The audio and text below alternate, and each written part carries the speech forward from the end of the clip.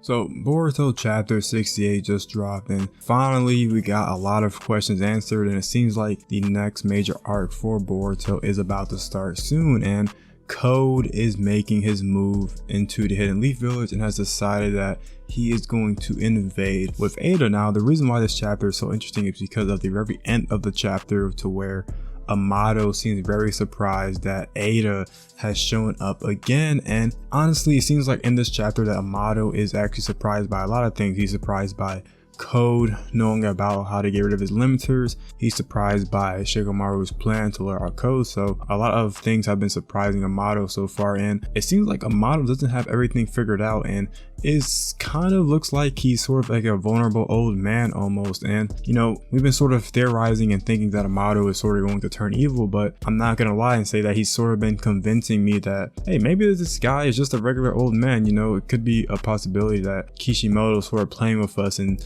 making us think that Amado is actually bad, but in truth could actually be a good character. But what's really interesting with this chapter is we gotta talk about this new cyborg that we've been sort of talking about for a while now, and that cyborg is actually Delta. Now a lot of people thought it was going to be Delta because of the shadow that was on the casing, but you know, with the Boruto story you're never really too sure with who it could be. But yeah, it turns out it's Delta. I think I'm pretty okay with this decision, as I think Delta is a okay pick for the cyborg. It makes sense to why they picked Delta, because Delta hasn't really been used as much in the story, and it seems like Delta is going to be a little bit stronger this time around. And you know, there's even a little scene to where Delta was actually able to catch Code off guard and impel him to the wall, and this is where Code needed to get backup from Eida and had to call in the reinforcements. So yeah, I mean, Delta being back brings in a lot of questions, brings in a lot of possibilities, and she's basically going to be working for the Leaf Village, and you could even tell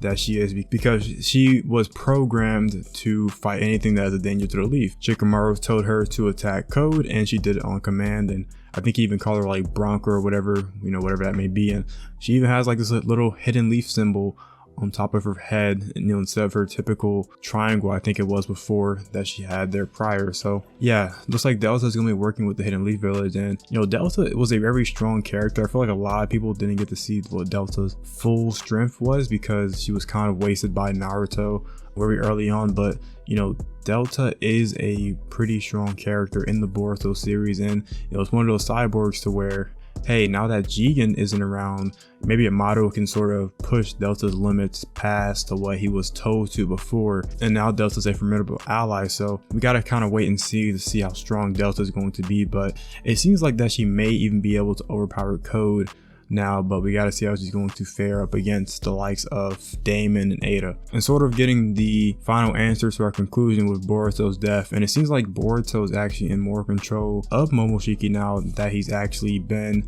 revived, and the fact that Momoshiki can actually resurrect himself. So it seems like Boruto doesn't need the pills anymore. He doesn't really have to worry about Momoshiki taking over, because he thinks now that he has enough control over Momoshiki. And this is kind of to why in the very first episode I'm assuming that Boruto doesn't get taken over by Momoshiki because of what happened in chapter 67. And the chapter sort of pans back over to Kawaki, and you know, they're talking about Kawaki and they're saying like, hey, are we going to sort of tie him down? Like, he's this dangerous person that, you know, we kind of need to contain. But Shikamaru's like, yo, to be real with you, we can't really do anything to Kawaki because he'll just sort of escape if he wants to. So it seems like right now with Kawaki, they're sort of playing this very dangerous game to where they need to keep Kawaki satisfied or he's going to go mad, and the only way they could do that is by ensuring Naruto's safety. So if anything will happen to Naruto, then Kawaki's going to have an adverse reaction to that. Nothing can happen to Naruto, or the Hidden Leaf Village is going to have a big problem on their hand. And even that blast that Damon did to Kawaki, he's already almost healed and he's almost ready to fight again. So it seems like Kawaki's healing abilities are pretty good, and that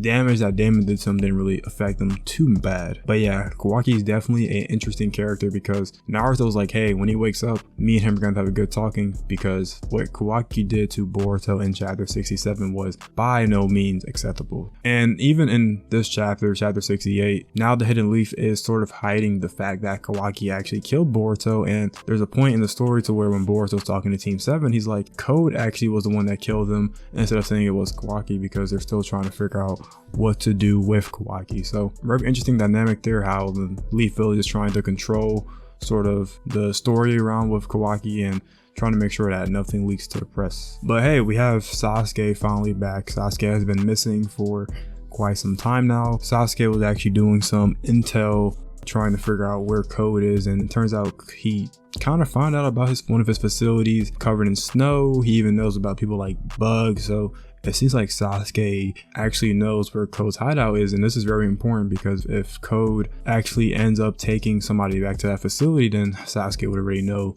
where that location is. So kind of surprising that Sasuke was able to find out that information so fast and was able to even travel that fast in the first place. But yeah, it seems like Sasuke's sort of ahead of things, sort of the Batman of the series almost, right? Probably one of the best detectives in the Naruto universe, and was able to find out where Code's facility was in a matter of probably days or a day or whatever it may be, right? Because that whole fight wasn't really that long and probably been like less than a week since Code popped up in the Leaf Village. So yeah, good thing on Sasuke for figuring that part out. But sort of, pans back over to Eida and Code, and it seems like Code is sort of pushing his limit with Eida because Eida is very disappointed with how Code has been moving lately, sort of not listening to her commands and sort of acting irrationally. And I mean, there's a point to where Eida might actually have to dispose of Code because of the way he's been acting, and eventually Eida is going to need to get rid of Code if Code interferes with her plan anymore. So I guess moving forward, Code needs to be very cautious of Eida's plan. So sort of moving on to the conclusion of this chapter,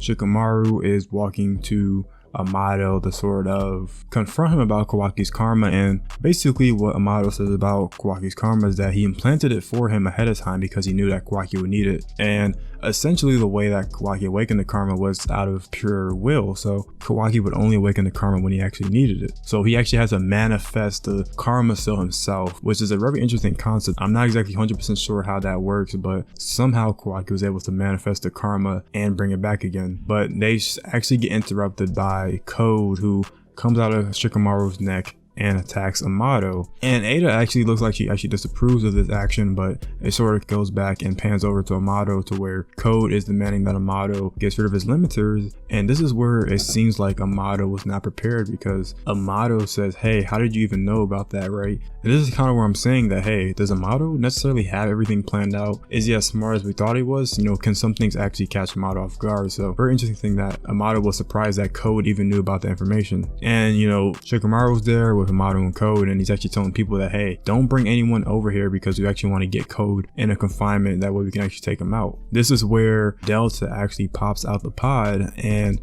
Shikamaru commands her to attack Code, and Code gets hit by Delta's foot and he gets impaled into the wall, and this is where Code summons for backup. Code puts his hand on one of his claw straps and summons Eida onto the battlefield, and when Eida comes to the battlefield is when things are going to change up a whole lot. So this is going to be very interesting because that look on Amado's face says it all. I'm honestly thinking that Eida could be his dead daughter, could be related or something, but the way that Amado looked like a face of pure fear, a face of pure shock, or something along those lines. So it's gonna be very interesting to see what the conclusion is to how Amado and Eida sort of know each other, and to why Amado is sort of making that face at the end there. So yeah, pretty good chapter. You guys think that Eida could potentially be Amado's daughter, or do you even think that it could be Delta in some way, right? I kind of think that Delta and Eida have some sort of correlation, but I'm not exactly sure what that is. I'm gonna eventually make a video on it and probably drop it in the next 2 weeks. But yeah, let me know what you guys think about this chapter. Make sure to like, comment, and subscribe, and join the Discord,